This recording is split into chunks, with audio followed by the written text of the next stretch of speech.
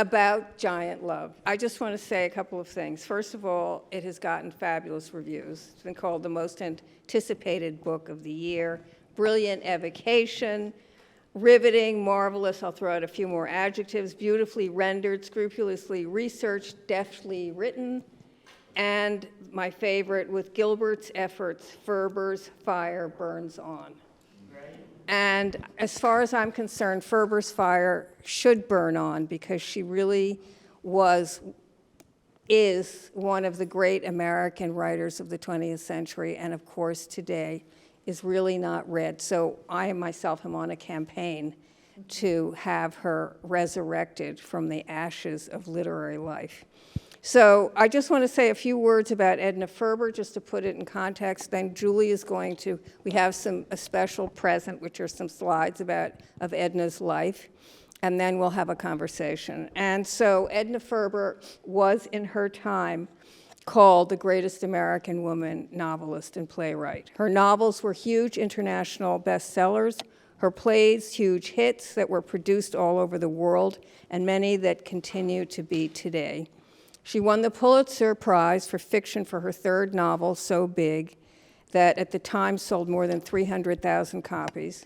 Her best-selling novel, Giant, published about 3 decades later, an epic generational saga about the Lone Star State and about love, power, and the fight between land-loving cattle barons and newly rich oil tycoons. Sold more than, I'm not sure about this, but I'll put it out anyway, sold more than 50 million copies worldwide between its publication in 1952 and the release of the George Stevens movie 4 years later.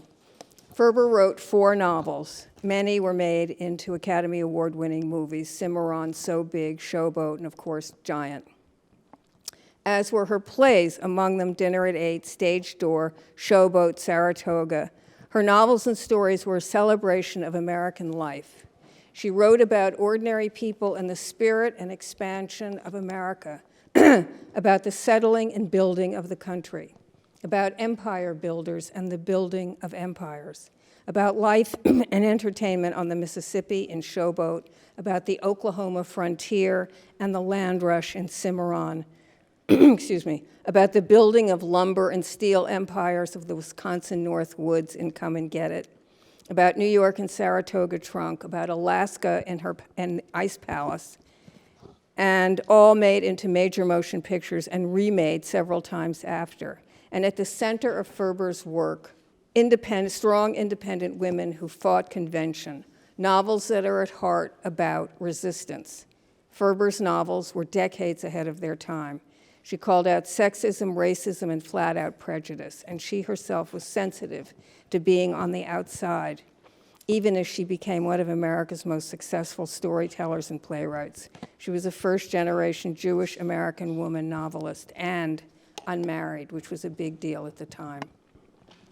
And because of anti-Semitism, especially in her early life, Ferber depicts that prejudice and others, including classicism and anti-blackness. She was dismissed by many male critics, scorned for being all three: Jewish, a woman, and unmarried.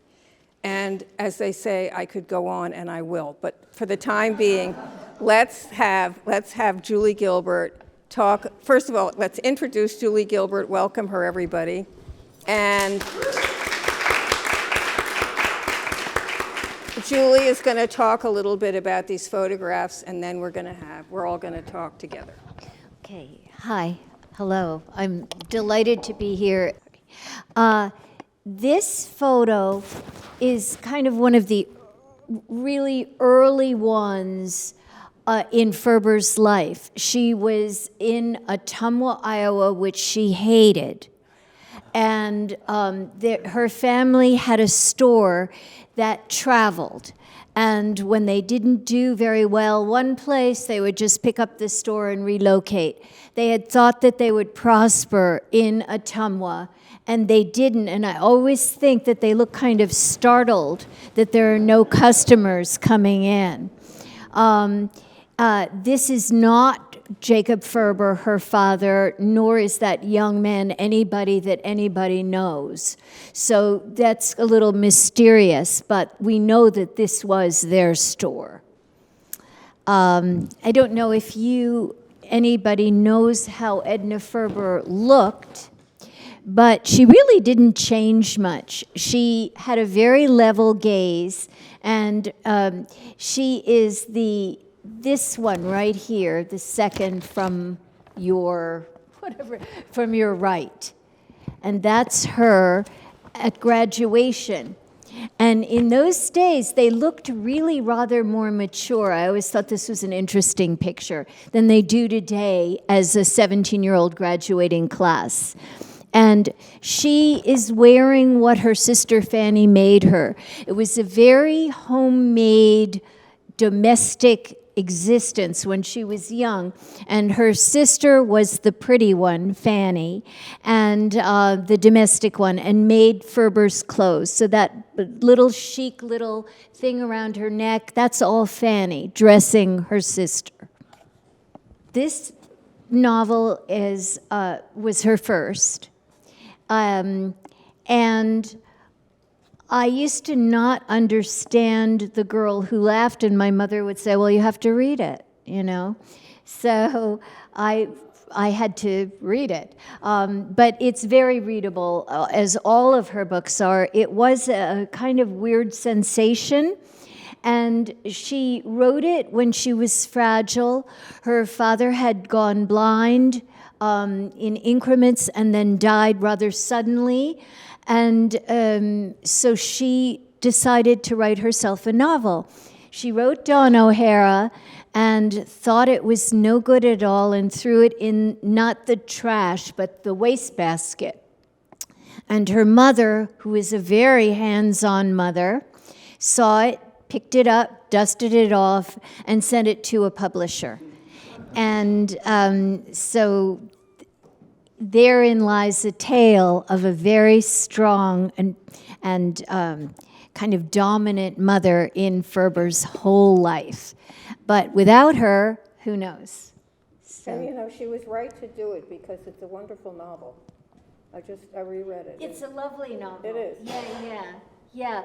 But I don't know if Julia read it or if she just said, my baby wrote this. Well, fortunately, it was a good book, so it paid off.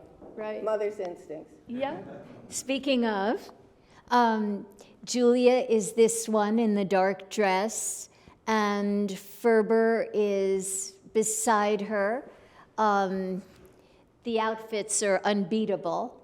And this is Edna Ferber, who she just had some success as a journalist, and as her first novel.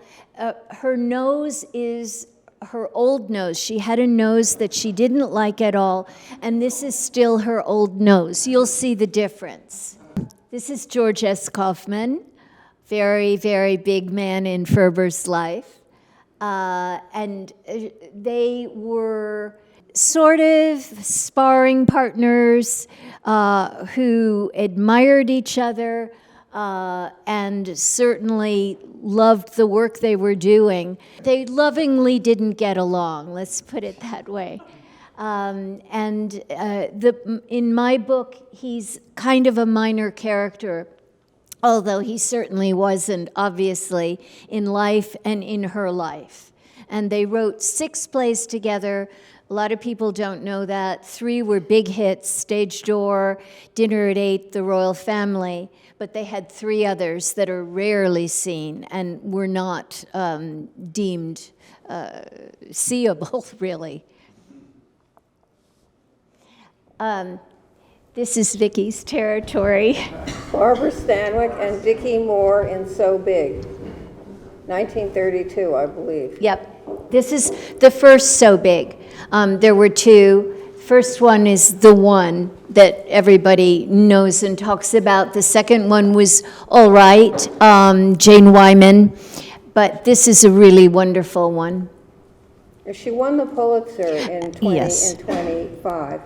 I think the book was published in 24. Yeah. And Yeah.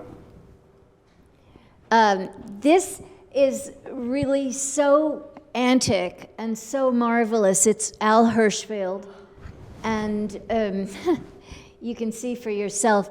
My father made a gift for my mother when Hirschfeld did this, or when it was being shown at the Margot Feiden Gallery, I think, and he bought it for my mother.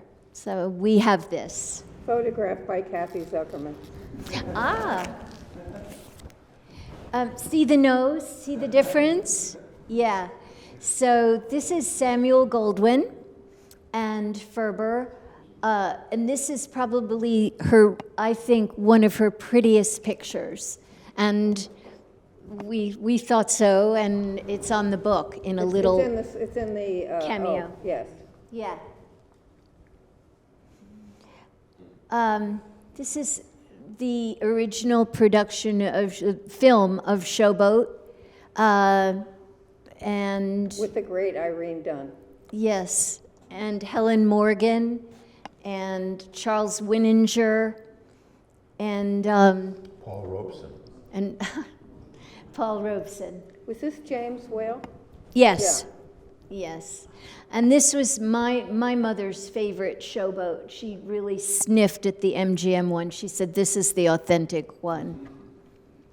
And I was named after Julie in Showboat. This is an extraordinary piece of property, and it was hers. And she bought the property and built a beautiful house in Easton, Connecticut. The house was called Treasure Hill, or she named it Treasure Hill. And it represented to her that she had arrived. And she's here with the architect, and they're discussing the grounds, etc. Don't you think, I mean, we talk about this, and we will after, but it's her pre-Giant. Yes, It's her pre-Texas. it is. It's getting ready to It's- write Giant. Yeah, it's her version of Texas, and the acreage. And yes, she brought us all out there. I visited, but I don't really remember. I was told I visited. There's a little picture of me with my grandmother, who was Ferber's sister. But I don't think I understood the breadth of it at all. It was quite something, and it's still there. And she created it from scratch, from nothing. She just she bought the land. designed it. Yeah. I just added that because I wanted you to see, that's the original jacket. And then the next slide is an ad. Book of the Month Club. Big deal then. What? This is Noel Coward in the forefront. Ferber looking a little droopy in the sun. Gladys Calthrop and Louis Bromfield, who Vicki would remind me that he was a theory major writer in the 30s, and I really did not know that, but now I know that, and so, starring Louis Bromfield, they were in France, in the south of France, at his home, and so there's... Well, let me just say a couple of things about Louis Bromfield. First of all, he became obsessed with studying agriculture. First of all, he wrote many, many books. Lauren Bacall and Humphrey Bogart got married at his farm.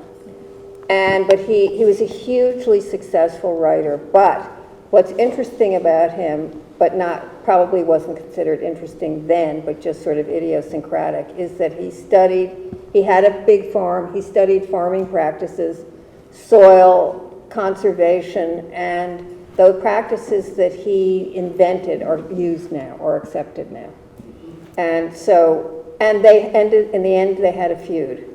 In the end, yeah, it was never made up. She was quite known for her feuds. She was very good at feuding, and so yeah. But they were very, very close, and he was married to Mary, so a woman named Mary. And Ferber didn't mind at all being close to couples. She was included in the whole world of success and the parties and etc.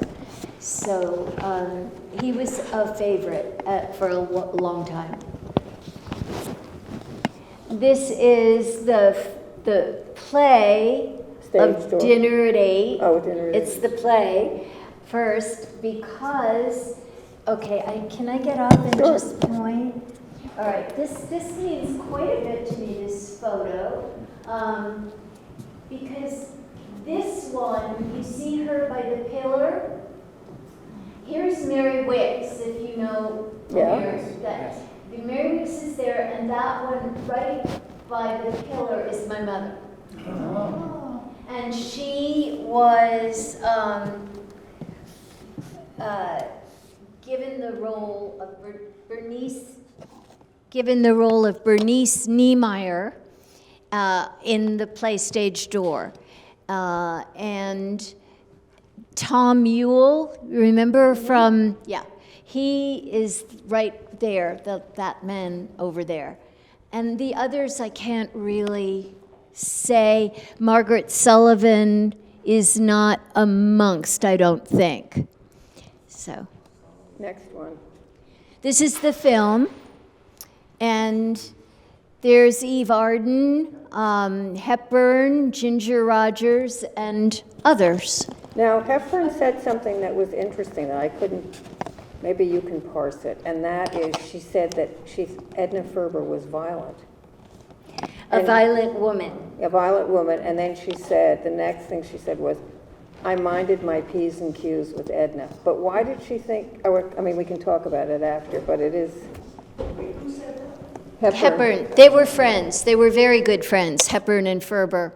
And when I interviewed Hepburn years later for a biography that I did earlier in the 70s, and we were talking obviously about Ferber, and she said she was a violent woman. And I was like in my 20s, and to sit with Katharine Hepburn and have her say things, I said almost nothing. I just nodded. And today I wish I'd said, well, what do you mean? But, I didn't have the wherewithal to do it back then. So I'll never know. But did Ferber explode? Yeah, she would have these, it was like a cyclone, watching a cyclone. That's what she meant then. And she would have these tempers that were really very alarming when she felt injustice had been done. She never did it to me, and I never really saw it, but except once, as Foster knows. But it was something to see. She could get pretty testy. This is the happy occasion of signing the contract for Giant, the movie. And there is Jack Warner, Ferber, looking really rather girlish, George Stevens, and Henry Ginsberg. And they're on their way to a celebration. The Four Musketeers. I put that in just to, hard to resist that. Hard to resist. And that's the way they were, actually. I mean, their relationship was that all along. I don't think that's from the movie. I think it's just I think it's a candid. Yeah. The next one, who's hard to resist. Am I allowed to tell a little story on this one? Okay, this photo was rescued for me. It was in her apartment when she died in 1968, and my mother thought that I would like it, the original photo, and it had right down there by his arm, to Edna, gentleness is respected, gentleness is respected and revered in the cruel man, signed Jet Rink. Huh. And this was a very valuable possession. And for some reason, I was 23 years old, and I took it on a trip, and eBay must have just sold it for who knows what, gone wild. So that's that. I don't have the photo, but oh well. Yeah. So this is self-explanatory, I think. It was hard on her. The days filming in Marfa were really kind of tough. And so she's explaining that. This is called The Crucifixion. It's a very famous, it's probably one of the most famous in Giant. Yeah, I added that too. So they shot in Marfa, and Marfa is a town that I think is one street. And it's a mile wide and a mile deep, and it's in far west Texas. And it's, I guess it was completely made by this movie. Completely. They put it on the map, and George Stevens wanted that. He wanted something so indigenous and so lonely and off the beaten track. And It's still a tourist spot. Yeah, oh, that's what I'm saying, Yeah. totally. People go to Marfa Oh, to yeah, see, it's to a see pi- Giant in a way. it's a pilgrimage, Yeah. absolutely. And there's a hotel called the Paisano, which has the James Dean room, the Rock Hudson room, the Elizabeth Taylor room. This is Edna and George Stevens, and he's kind of showing her the ropes. I think it's a cute picture of the two of them.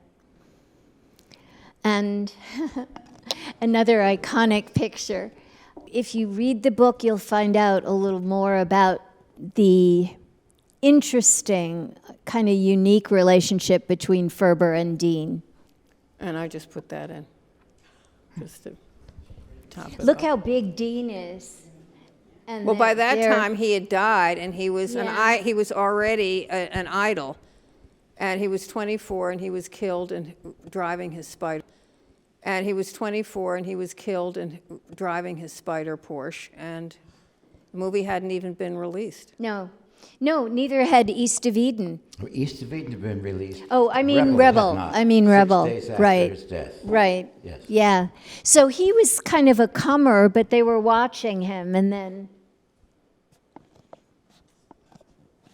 And there's the jacket. yeah. And there's the portrait of Edna. There's this interesting quote where she was saying that to write, the idea of writing Giant, the whole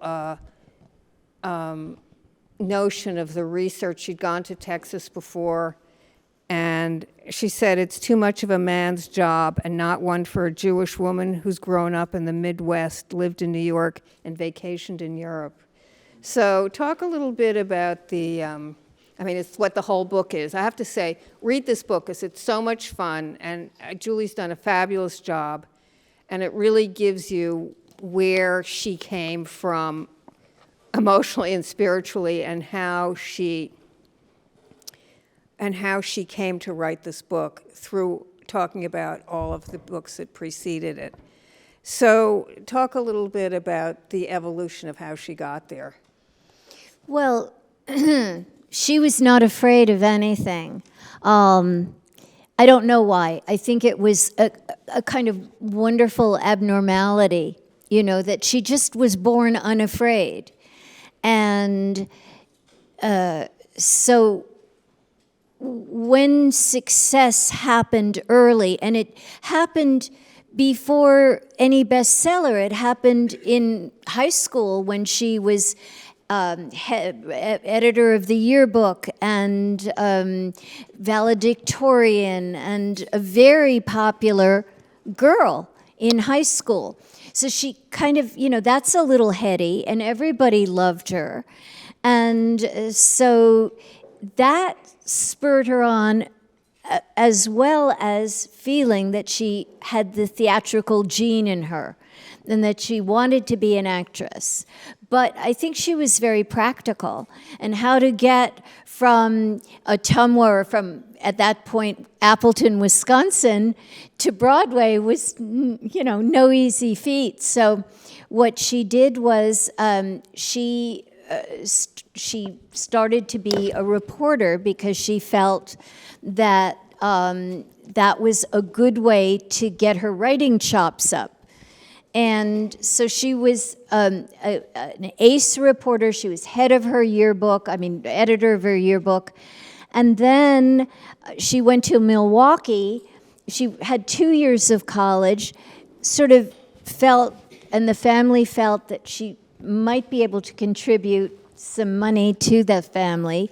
And so she went to Milwaukee and became a reporter, and was there until her father started going blind, and she was called home to help out. And then while home, things happened to her emotionally. I think the loss of her father, the strength of her mother, but she was able to find herself with that first novel.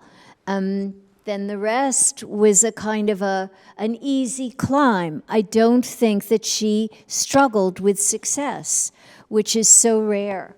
She seemed to enjoy her success. She had a great deal of money and spent it. It was all she knew. She never had a worrying about bills, never a week that she had, oh my gosh. She lived a splendid Upper East Side New York life at 730 Park Avenue, the penthouse. That's it. That's it. Is that where Patty was? Yep. She lived splendidly, but I felt in reading about her, and a lot of it is a biography. There are a lot of biographical details, that there was another side to Edna other than the successful novelist, and that there was a darker and even unhappy side, which you're very tactful about. Did you feel protective of her as your relative? Julie is the executor of the Edna Ferber estate. So did you feel protective of her, or did you tell us everything that you know and knew Everything? and found out? Well, I do now. I feel protective of her now more as the business side of her, of trying to protect her work that's within copyright, et cetera. When I was young, I didn't, I didn't know any different. I was told when I would go to camp, or told, oh, her aunt is Edna Ferber, because she was such a big deal that it's still a shock to me that she's not anymore, that people haven't read her. But you say in the book something very tantalizing. You say her sister Fanny told you once that Edna once promised to tell her everything about herself, and that moment of telling her everything never arrived. Never arrived. But no. that doesn't mean, because I see that if you see a darkness, I didn't know the woman, but I know her through this and spending many years knowing her through the work on this manuscript. But I will say that, first of all, I don't want to say she was traumatized, but that family went through a great deal of anti-Semitism that was thrust right at, as a little girl, when she would bring her father lunch, they would call her Sheenie and whatever as she was, walking there. Then Julie and I spent a lot of time, not that this, or maybe it tells you everything you need to know about me, because I kept talking to you about her looks and how that was a big deal. It had to have been. She transcended it and triumphed over it in some way. Well, she was, I don't think she was stigmatized, because she had too much pep and too much love of life to let that get her down. And also the success was early on. But I think she contradicted any self depression about her looks because she wasn't a beauty. She was able to afford the most beautiful clothes and shoes and furs and all of that. So she was a woman of success. She was so glad when Lillian Hellman came along because Hellman was plainer than she was. Mm-hmm. So she felt, aha, But Hellman, of course, was in many relationships. And yeah. But Julie, at one point in the book you say, and it took me aback, you said, I will never know if Edna Ferber had a close relationship. Well, I wouldn't know as a young girl growing up. I think she was very close to Hepburn, to as close as you can be to another couple. When she wrote a short story early on, and in the short story, there's a very domineering mother and a young girl who becomes a star. And the girl has a relationship, and the mother sort of squashes it. And the girl becomes a very famous actress, and the relationship comes back. The mother squashes it, swats it away again, and the girl dies young. And that, I think, is very key to Ferber and whatever happened when she was young, that Julia took over and just... And on her deathbed, Julia says to Edna, in a very touching scene in the book, Edna, I ruined your life, didn't I? Yep. And then Edna goes to the window. Doesn't say anything. No. But Julie is so tactful. I wouldn't have been as tactful.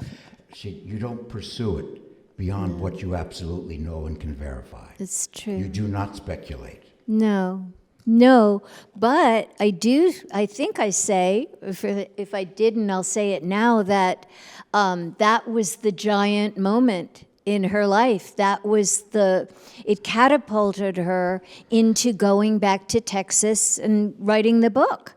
The death of her mother? Yeah. Well, she was freed. I Yeah. mean, she was obviously the major relationship in her life was obviously the mother. Yes. I do want to say, she writes this thing in Giant, which I think is fabulous, where she says, this woman, she has such a great voice, and she's such a great storyteller. And, I think that, it's not a kind of writing that is chic now. It's not a kind of writing that is the way people write novels, but she is a fabulous storyteller. And what she was interested in, I think, which is what I'd said before, is the building of America. It's really an embrace of America that she loved. She loved those stories because the people were large. What they did was large. What they dared to do was large. Anyway, in Giant, she says, biggest ranch, biggest steer, biggest houses, biggest hat, biggest state, a mania for bigness. What littleness did it hide? Now, there you have it. And of course, the Texans were driven mad wanted to tar and feather her, literally. But then she goes on to say in the novel, we're the white Americans, we're the big men. We eat the beef and drink the bourbon. We don't take siestas. We don't feel the sun, the heat of the cold, the wind or the rain. We're Texans. And there is so much in those few sentences. So much. It gives you the maleness. It gives you the impervious, the not looking. And then on the other side, there it is. And when you see Giant, even today, in 2024, it's still shocking that she has, that she welcomes those Mexican children and all variations into that family as central. as central as it does. And she was totally brave in doing that, way ahead of her time. Anyway, I'm sorry to be lecturing you on Edna Ferber. Yes, the last shot in Giant, if you've seen the movie, which I gather people have, the last shot is of the Mexican child and the Caucasian child that are now the new family, the mixed family. And it's interesting that Ferber, at first, it came up last night, somebody said, well, what did she think of Giant? And she was dazzled with it at the first viewing. She just thought it was so wonderful, the best that had ever been done of her work. But then, when she had time to, I guess, think about it, she started picking at it. And that final shot, she really felt was overkill. And she didn't care for it.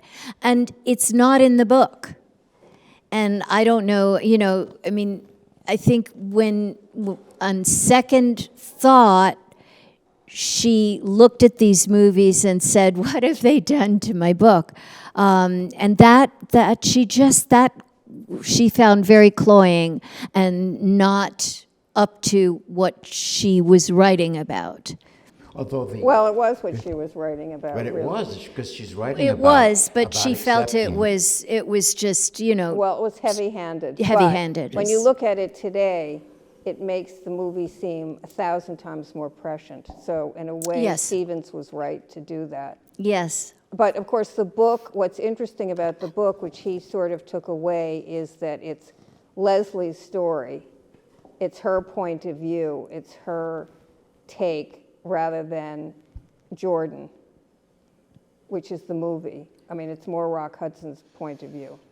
Yes, and Elizabeth Taylor, kind of in the last quarter, we were talking about it sort of recedes a bit until she the... recedes, but she's such a strong presence.